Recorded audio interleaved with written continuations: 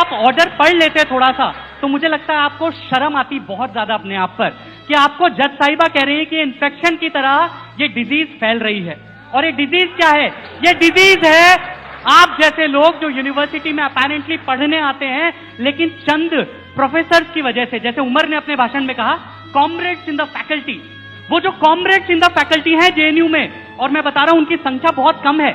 अधिकतर जेएनयू के टीचर्स पढ़ाते हैं, लिखाते हैं, बहुत मेहनत करते हैं, लेकिन एक कुछ कॉमरेड्स इन द फैकल्टी हैं जिनका काम सिर्फ नक्सली, माओवादी, देश तोड़ने वाले, देशद्रोही, सेपरेटिस्टों को पैदा करना है। और आप जैसे लोग भी उनकी उपज हैं जो कि बातें कुछ और करते हैं और रियलिटी में कुछ और करते हैं। दूसरा, high level inquiry committee JNU के द्वारा बनाई गई, जिस हाई लेवल इंक्वायरी कमेटी ने यह कहा है कि कन्हैया कुमार वॉज प्रेजेंट, इस बात पे उनको प्रॉब्लम है। उनको ये पता नहीं कि साबरमती ढाबे पे ज्वाइन कर लिया था या प्रोसेशन में ज्वाइन किया, लेकिन ये वो कह रहे हैं कि Kanhaiya Kumar was present at the spot. And ये सारे जो नारे हैं ये बहुत सारे जेएनयू के स्टूडेंट्स के द्वारा भी लगाए गए। ये इंक्वायरी कमेटी का कहना है, ये एबीपी का कहना नहीं है। तो इसलिए आप देश को बरगलाना और झूठ बोलना बंद कीजिए। आप कौन सी भुखमरी और गरीबी की बात कर रहे हैं? पश्चिम बंगाल में जाकर देखिए, जहां पर वाम मोर्चा की सरकार ने 35 साल तक राज किया, वहां पर देखिए कि गरीबों की क्या स्थिति आज। आपको गरीबी, सामंतवाद और ये सारे शब्द अब याद आ रहे हैं कि जब देश में एक राष्ट्रवादी सरकार बनी है, क्योंकि आपको आज 2G, 3G, जीजाजी, कोलगेट जैसे घोटाले नहीं मिल रहे हैं।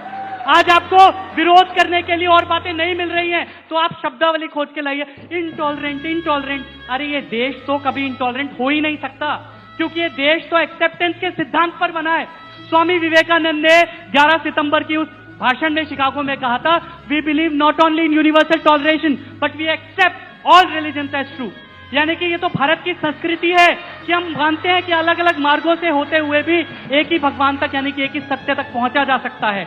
आप किसको बरगलाने की कोशिश कर रहे हैं? आपकी कथनी और करनी में इतना बड़ा अंतर है कि भारत में तो आप फ्रीडम ऑफ एक्सप्रेशन की बात करते हैं, लेकिन आप जिस विचारधारा से आते हैं, उस विचारधारा ने यूएसएसआर में कौन सी फ्रीडम ऑफ एक्सप्रेशन दी थी? उस विचारधारा ने चाइना में कौन सी फ्रीडम ऑफ एक्सप्रेशन दी है? देखिए तिब्बत के लिए किस तरह से मॉन्क्स मर रहे हैं।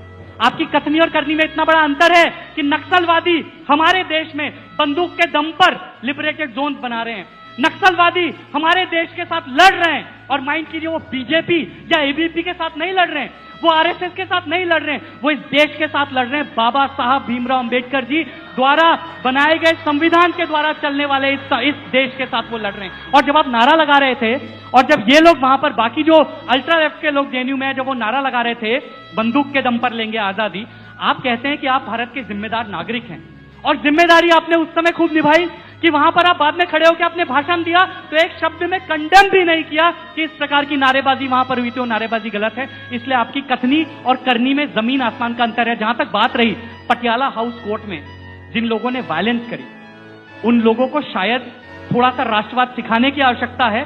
उन लोगों को इस देश के संस्कार शायद बहुत अच्छे तरीके से नहीं मिले, क्योंकि ये देश सच में कम्युनिस्टों के कंगारू कोर्ट की तरह नहीं चलेगा।